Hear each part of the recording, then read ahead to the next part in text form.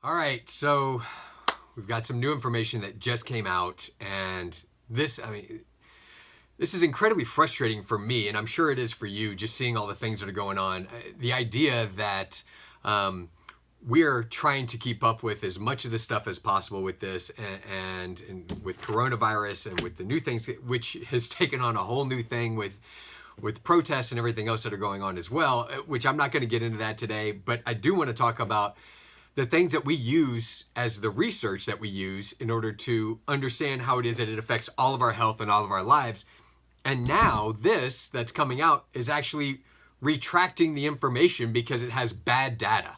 And if we can't accept and use the data that we have that's going in these highly prestigious and highly scrutinized magazine or articles and things like that, like scientific literature that's out there, some of the biggest names that are out there, if we can't trust that, then it's like, well, who do we trust with this stuff? And I don't want to cause more doubt and distrust. I'm just saying it's highly frustrating as a doctor trying to help my patients understand everything that's going on and put in full picture and skew or view as what it is to not skew their thought process and say, this is actually the data we have, and this is what we can trust, and this is what we can go with. And now we're looking at it and going, oh, well, the data from these highly reputable, not just one, but two different journals is now being revoked. It's now being taken back because they said, we got actual bad data that we used to do our studies. So I'm talking about this, and it's really frustrating for me as someone that cares about my family, my community, my patients, and I'm wanting to help them more and make sure that they get a good grasp as to what's going on. So these two elite medical journals, this just came out, okay? These two elite medical journals, they retracted their coronavirus papers over data integrity issues, okay? So I'll show you right here. This is it. And they're talking about the two research studies that came out. They're from the Lancet and the New England Journal of Medicine. Those are two huge journals to have things put in, and it's peer reviewed, and there's a lot of things that they have, a lot of steps that have to go through in order to get the information out there. Now I realize this, what I do realize is that in an interest in order to get a lot of information out there to us very quickly, a lot of things were happening, but that doesn't mean that then we go and put out questionable information unless there's a reason to do that, right? And I'm not suggesting anything with that, but I'm saying you can't just put out information and go, oh, we just got bad information. If you and I were talking and we were just talking about something, we say, well, I heard this and I kind of heard that. That's a lot different than this came from a peer-reviewed journal, and this is now going to affect not just other research that's out there, but it's going to affect lives, and it's going to either create more lives lost or it's going to save lives. That's an issue. And we need to look at that and really look at it, because now it just really shatters a lot of different beliefs and thought processes and everything else. And I'm not seeing this being talked about on news. I'm not seeing this being talked about. I've heard it mentioned once, twice, briefly. Like it's always just like, oh yeah, they said this and then they moved on. This should be being talked about. Like this should be really discussed because it's a big issue. So basically on both the Lancet and the New England Journal of Medicine, they said, look, we had to retract two high-profile papers, because of the fact that the data was inaccurate. The source that they got the data from was wrong. And so the New England Journal talked about the fact that they said, look, we got this data and we looked at hospitals worldwide. That means it's affecting all of us, and it's being used for everywhere to determine all of our health and what it is that happens there. And they said that taking certain blood pressure medications and blood pressure drugs, that they can actually, they can increase the risk of death among COVID patients. They were saying at that time, it didn't appear to increase the risk. So the research said, the New England Journal of Medicine said, this drug does not appear to increase the death among COVID patients as what some research had suggested. Now they're going back and saying, well, maybe we're wrong because the data set that we have was not correct. So now, because we aren't sure about that, that's a big issue, because now we're looking at it and going, well, what if my grandparents or my parents or I am taking this blood pressure medication that's going to increase my risk of death among COVID patients or not? Now I stopped taking the medication. I've got to switch on to a different one, right? same thing here, that they've got these other antiparasitic drugs that are out there, and they said that it's used to dramatically, this is what it says, dramatically reduce mortality in COVID-19 patients. This is what the study said. It said it can dramatically reduce the mortality of COVID-19 patients. And then what they did was they said, okay, South America said, all right, look, now what we're going to do is the government is going to authorize using this all over South America and Latin America. And so they had a huge spike in the use of this particular drug. But now they're going back and saying, oh, you know what? We actually aren't really right about that. We aren't sure about this. And so because we aren't sure about it, we're not sure if it's actually going to reduce it or not or anything else. So now people are taking a drug that they aren't even sure what are the side effects of that drug, this antiparasitic drug that people were taking, right?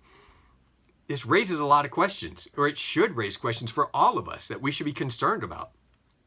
This one here, this was a really big one. Like this one right here was huge. This is talking about hydroxychloroquine. That there was a Lancet paper that came out, and this is what so many things are based off of, and stopped research that was going on for other places. It says that this paper was under a lot of scrutiny as it focused on the safety and effectiveness of hydroxychloroquine, right? Which had already become a political and scientific controversy in large part because Trump's embracing of the drug. Now, I don't even care what your political beliefs are or your beliefs on him as an individual or president or anything else. I'm not talking about that. What I'm talking about is that for hydroxychloroquine, they came out with research that said that, they said, look, they're concerned with the fact that hydroxychloroquine, actually their clinical trials, because it suggested the drug dramatically increased the death rate. Hydroxychloroquine is what they said in the Lancet. They said hydroxychloroquine increases the death rate of COVID-19 patients. This was in Time magazine. They ran with it. I mean, it stopped the World Health Organization was doing, and whatever your views are on that too, we're not getting into that right now too, but the World Health Organization stopped research that was being done on hydroxychloroquine because of that Lancet study. That's affecting a lot of lives. If that now they're reinstating it because they're looking at it and going, oh, well, if the Lancet study was wrong, then we should go back and we should see about now reinstating that study and seeing how hydroxychloroquine can help people that are in COVID. Because when we start to dig deeper into this, let's really think about that. If hydroxychloroquine is something that we can take and we don't have to worry about taking something for people that are going to be infected with COVID, and if it's something that we can go forward with and say, you know what, maybe it actually does help people that are infected with COVID-19, and that's what this study is going to go back and look at. They're going to go back and look at more of it because they've done some studies in the past that were done incorrectly and wrong. But if that's the case, then guess what? Then there's no need for us to have to worry about things like a vaccine or things like that if it's effective. And so we start to really get worried and concerned about all this. And I know some people are in different places at this. I know I'm talking to patients and some of them are like, I'm done. You know what? I'm not worrying about it anymore or anything else. We've got other patients, and maybe you're in that category. We've got other patients that are like, I'm still very concerned. I'm concerned myself, my family, everyone.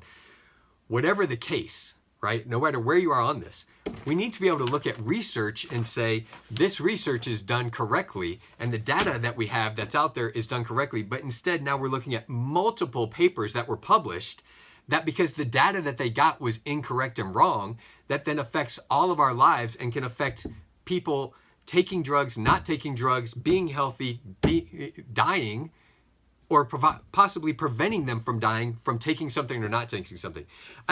I'm just so frustrated with it that it really, I mean, it pisses me off the fact that these things in the Lancet and the New England Journal of Medicine were put out there, and then on top of it, that it's not being talked about. Like, these things aren't being talked about a lot. Like, there's so much information, and I get it. There's so much information that's happening so fast, but at the same, and there's a lot obviously happening right now, right? Like, the climate is really, really different right now, and there's so much that's going on. At the same time, like, we need to be able to know that the research that's out there that's published in journals like this, like the Lancet and New England Journal of Medicine, that's some of the top. Like, that is some of the top worldwide journals that are out there right now, and we need to be able to trust in that.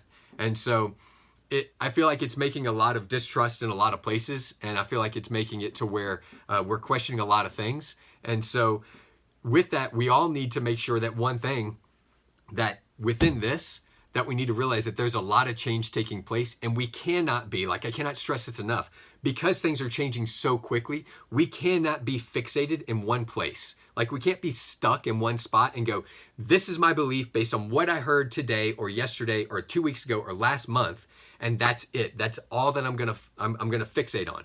We've got to be able to adapt, and we've got to look at it and going, okay, based on the information I had last month, that was correct. Now we're finding that there's new information out there, and that makes that information there incorrect.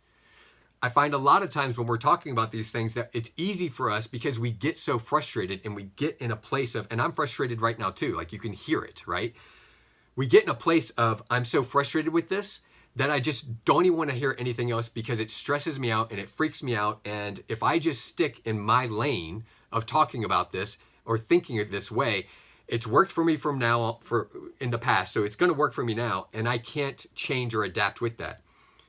With things like this that are coming out and talking about things like hydroxychloroquine and blood pressure medications and antiviral and all that kind of stuff, that if we don't change, then we're going to be stuck in a place that's old.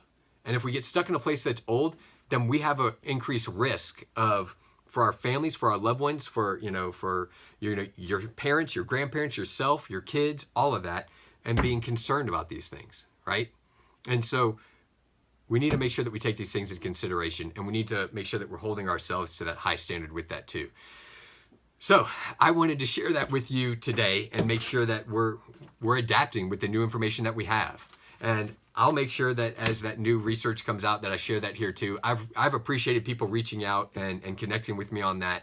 And people are sending me a lot of different research and information and all that kind of stuff. And I heard this and this is what's going on. It's a lot to dig through, but I like it and I'm enjoying kind of digging through it to figure out more and more of it. And I appreciate the fact of us having that open dialogue with those things too and communicating with each other on that too. So again, I'm Dr. Vidan, and if there's anything that I can do to help, any questions that you have, comments, questions, anything, please put it in here. I'll make sure that I get to it, and I will be on the lookout for more and more new information to help you and your family stay healthy and our community stay healthy within all of this.